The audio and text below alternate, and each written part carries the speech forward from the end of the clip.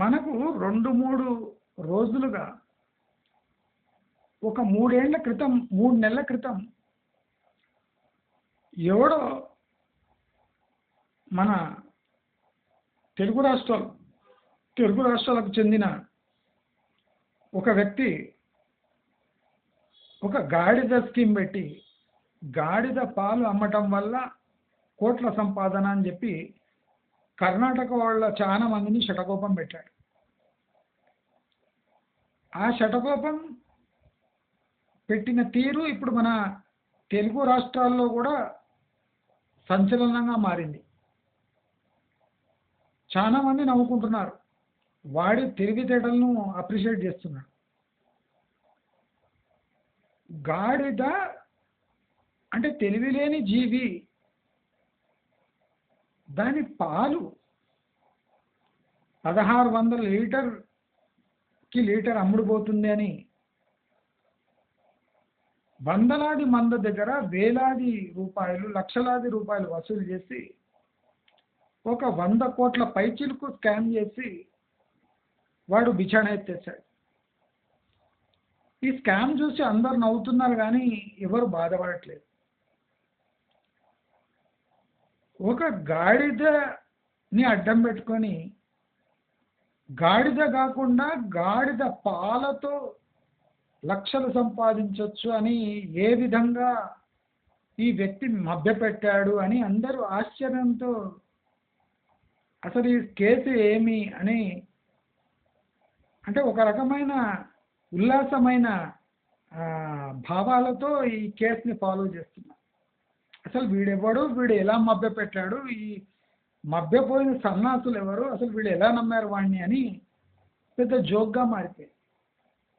కానీ ఈ గాడిద, ఈ డాంకీ, ఈ గాడిద పాల స్కీమ్ లాంటి స్కీమే ఇప్పుడు ఫ్యూచర్ సిటీ డెవలప్మెంట్లో జరుగుతుంది అని ఎవరు గమనించలేదు.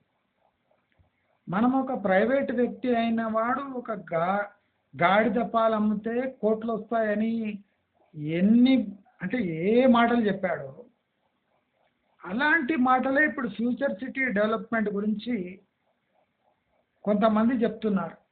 మైకులు పట్టుకొని గట్టి గట్టిగా అరుస్తున్నారు, పాలసీలే డెవలప్ చేస్తున్నారు, అరచేతిలో వైకుంఠం చూపిస్తున్నారు. అసలు నా ప్రకారం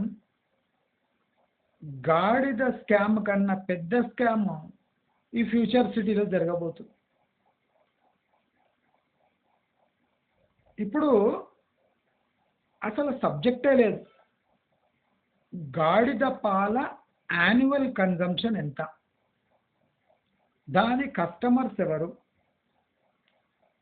ఆ కస్టమర్స్ ఎప్పుడు యూజ్ చేస్తున్నారు అంటే దానికి సమగ్రమైన డేటా ఏ పశువర్ధక సంరక్షణ శాఖ లేదా animal husbandry national NDDB board అటువంటి బోర్డు దగ్గర కూడా ఏ డేటా లేదు. అరబ్ దేశాల్లో గాడిదలను పెంచి కోసుకొని సంస్కృతి ఉంది. ఈ గాడిదలను చైనాకు సప్లై చేసి గాడిద మాంసాన్ని తినే వ్యాపారం అంటే అలా వ్యాపారం చేసేటోళ్ళు పాకిస్తాన్లో, ఆఫ్ఘనిస్తాన్లో, సౌదీ అరేబియాలో ఉన్నారు. కానీ గాడిద పాలను 1600 రూపాయలు లీటర్ అమ్మి లక్షలు సంపాదించవచ్చు అని ఒక మనిషి ఒక సగటు ప్రాణులను కన్విన్స్ చేపించి వాళ్ళ దగ్గర షెడ్లు వేపించి ఒక 10 గాడిదలనిచ్చి దాన్ని ఫీడింగ్ ఎట్లా చేయాలని వీడే నేర్పించి ఆ ఫీడ్ ఇచ్చి లాస్ట్కు ఆ పాలు కొనకుండా పారిపోతే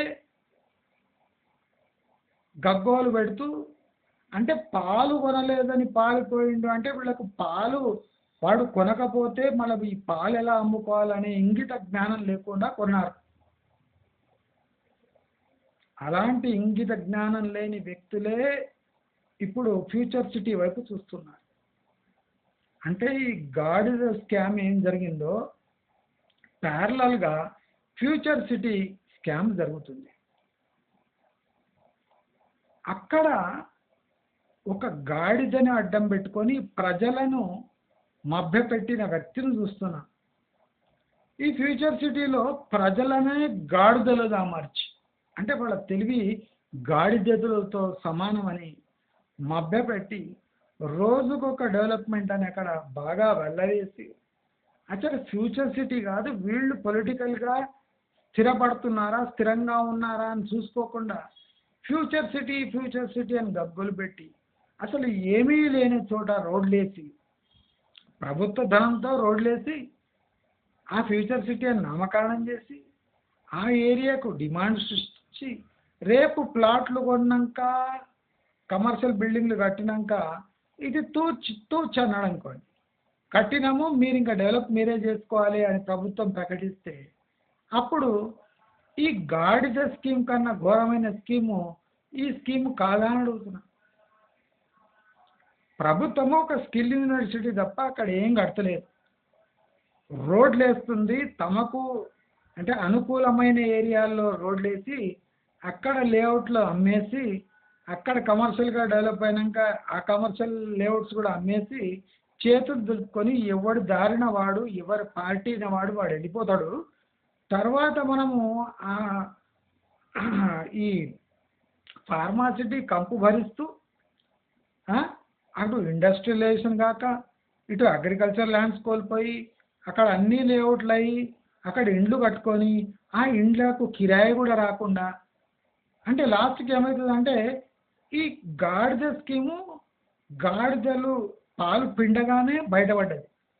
కానీ ఇక్కడ ఫ్యూచర్ సిటీలో ప్రజలను గాడిదలు చేస్తున్నారు, ప్రజలను ఎర్రి ఎంగప్పలని చేసి పప్పలని చేసి వాళ్లకు ఫ్యూచర్ సిటీ అనే ఒక ఫ్యూచర్ కళ్ళ ముందర చూపించి ఒక రోడ్డు 300 ఫీట్లు రోడ్ వేసేసి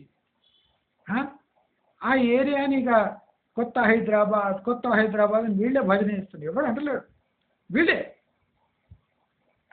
గాడిద పాలు 1600 లీటర్ రోజుకు 50 లీటర్లు అమ్మితే మీకు రోజుకి ఇంత వస్తుంది, రోజు 1,00,000 ఆదాయం, ఒక నెలకు 30 లక్షల ఆదాయం, 30 లక్షల ఆదాయం, నెలకు 30 లక్షల ఆదాయం అయితే సంవత్సరానికి ఎన్ని లక్షల ఆదాయం, కోట్ల విలువలు గల 10 గాడిదలు పెంచితే మీరు కోటీశ్వర్లు అని చెప్తే అందరు నిజమే.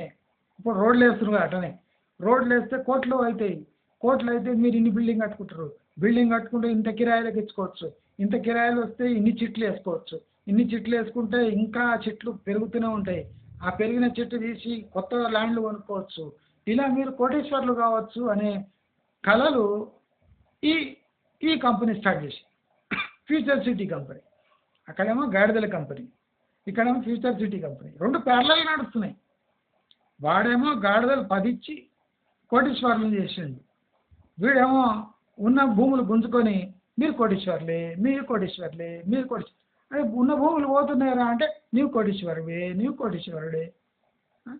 అక్కడేమో పాలు అమ్ముడు పోక వాడు వస్తుంటే ఇక్కడ ఉన్న భూములు కోల్పోయి వీళ్ళు వస్తున్నారు. ఇద్దరు చెప్పేది ఒకటే, మీరు కోటీశ్వర్లు. ఒకడేమో 10 గాడిదలు కొని కోటీశ్వర్లు అయ్యే కలలు అన్నాడు, ఇంకోడేమో 100 మంది 1000 మందిని గాడిదలు చేసి వాళ్ళ చేత కళలు కల్పిస్తున్నాడు. అంటే కళలు కనడరా మీరు, రేపు ఇదే ఫ్యూచర్ సిటీ అని సేమ్ స్కీమ్. దయచేసి ఈ 2 స్కీముల మధ్యలో నలిగిపోతున్న ప్రజల గురించి అందరూ ఆలోచించాలి. మీరు ఆ గాడిద స్కీమ్ని నమ్మిన వాళ్ళకన్నా ఘోరమైన స్థితిలో ఉన్నారు. ఎందుకంటే మీరే గాడిదలు అవుతున్నారు.